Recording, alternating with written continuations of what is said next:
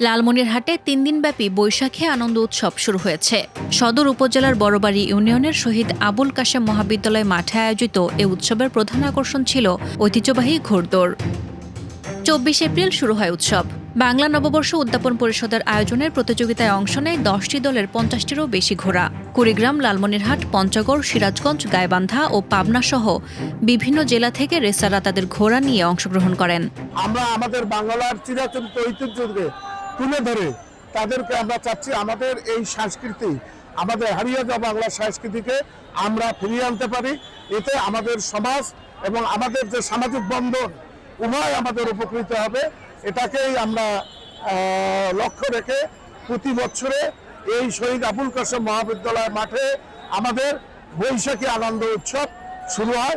এখানে আপনারা দেখবেন হাজার হাজার লোক, হাজার হাজার মহিলা তারা আসে ঘোড়দৌড় দেখার জন্য, তারা দাঁড়িয়ে বান্ধা খেলা দেখার জন্য, চকরচাল খেলা দেখার জন্য হাজারো জনতা এখানে উৎসব মুখর পরিবেশে থাকে। এই জন্য আমাদের এই অঞ্চলের মায়ামাটির সন্তান অধ্যক্ষ আসাদুল হাবিব দিলু এই বৈশাখী উৎসব, বৈশাখী আনন্দ নামে উনি এটা তুলে ধরেছেন।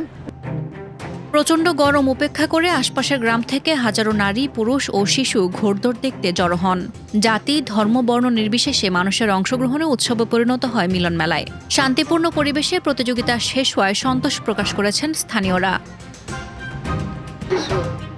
আয়োজকেরা জানিয়েছেন, গ্রামীণ ঐতিহ্য ও সংস্কৃতি ধরে রাখতে এমন আয়োজন নিয়মিত করার পরিকল্পনা রয়েছে।